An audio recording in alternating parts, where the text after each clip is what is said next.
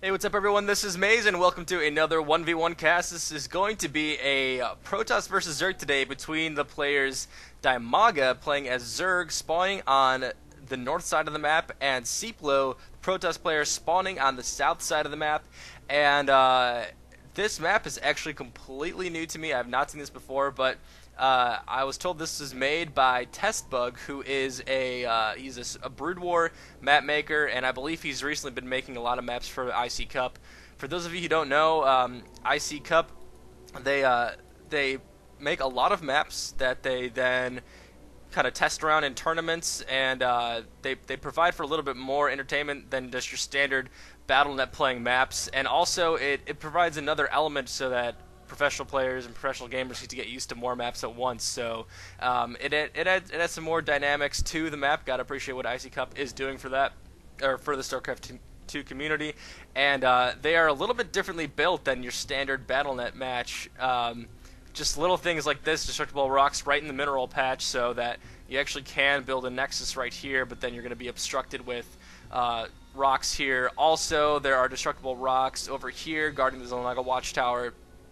Just little things like that make the IC Cup maps a little bit special, and then just the fact that they got all these funky doodads around here that don't really mix necessarily with the map, but it makes for a nice aesthetic, please. Alright, so let's take a look at what we might see here. So Dimaga looks like he's going to be going for that hatchery, plopping down right here, and we are on...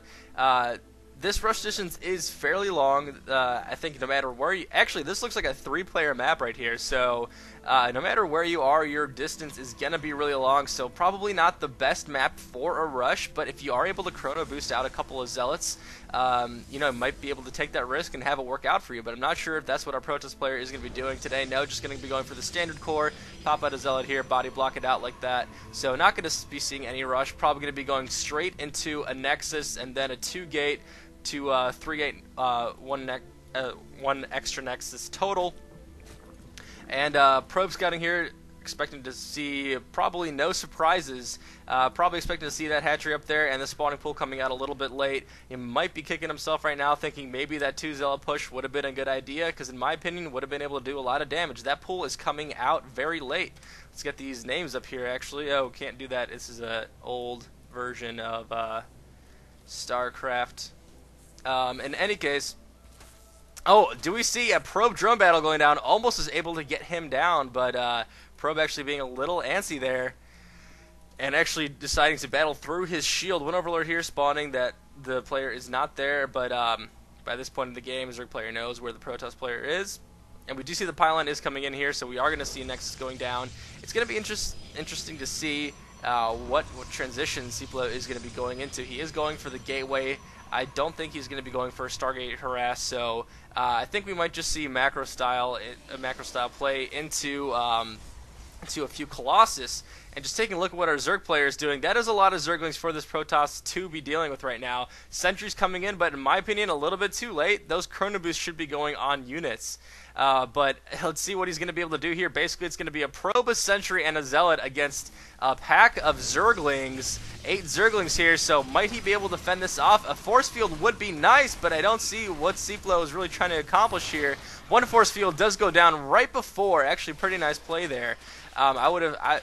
Personally, I would have preferred to have that down a little bit sooner, but Seiplo is able to hold this off with just a couple of units, so very nice play there. Body blocking with the Zealot. Sentry coming in just in time. The Sentry might go down. He's going to be able to save that. Good job by the Protoss player. Gotta hand it to Seiplo right here. I thought he was going to be in a lot of trouble, but he didn't even lose. I think he just lost one probe. And actually he lost nothing. He didn't even lose the probe. So 200-0 on an early push like that, going to be hurting the Zerg's economy. Going to be boosting the confidence a little bit of the Protoss player too. But I mean, he's got those sentries ready. He's ready for any more speedling run bys like that. So in my opinion, Dimaga's got to be doing something different. I think Roaches would a Roach push, since he does have the second hatch here, would be very beneficial for him. I don't think these Zerglings are really going to be what he needs right now. Warp gates are up, and actually just going straight for a massive warp gate play. I kind of like this.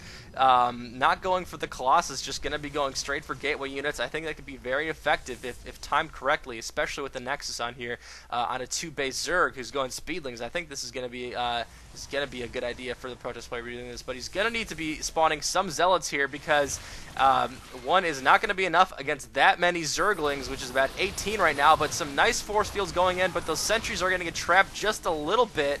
Zerglings are forced to run away. One Zealot does go down. I believe all the sentries are still alive, so not too bad for the Protest players, still keeping up on his pushes, and Sentry and a Stalker actually coming in. Not sure what the Stalker is all about, but I think 1 or 2 Zealots might be perfect there if he decides to block a couple of them in with some nice force fields and some Zealots to chop away the rest of them. But Roach Warren, exactly what he needs. That is what he should be going, and I think maybe that is what the Protest player is a little bit scared about, so that's why he did get that Stalker early on. Gonna be needing some more Stalkers, in my opinion. Throwing down a Forge would be nice.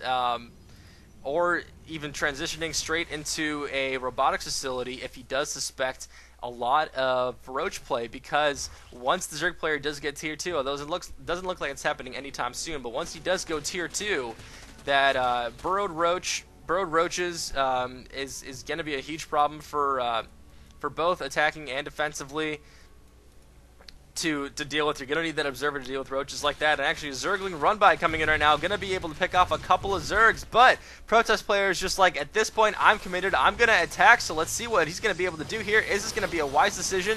Some nicely placed force fields, trapping all of those roaches there. Zergling's actually deciding to come back, realizing that they are going to be a little bit outmatched. I think maybe they should have gone in and harassed the economy of the Protest player to try to deny the reinforcement pylons, but actually pylon is going to go down, and a couple of Stalkers are going to be lost right there. Not the best move by the Protest player to do. Zerglings are coming back, and they are going to be able to snipe away the rest of those units, and that is a GG.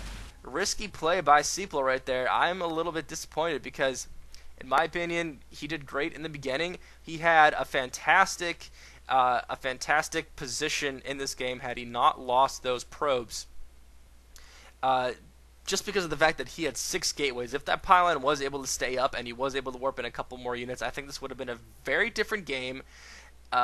So I'm gotta say, Dimaga did a good job here. He got enough units. He reacted to the Protoss position well enough, got those roaches out when he needed to. The Protest player, I think, attacked a little bit prematurely. I think since he did have those 6 gateways up, he should have waited until this was a little bit more saturated until he pushed out. Because as you saw, he had all these gateways that weren't really functional for most of the time. They were just producing maybe 3 units at once. But if you're going 2 base, you're going to be able to support all these gateways. So I think he should have waited a little bit longer until he pushed in on the Zerg.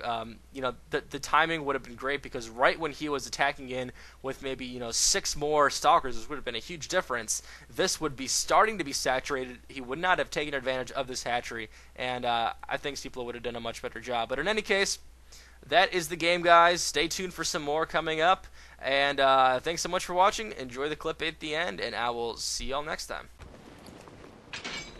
Oh,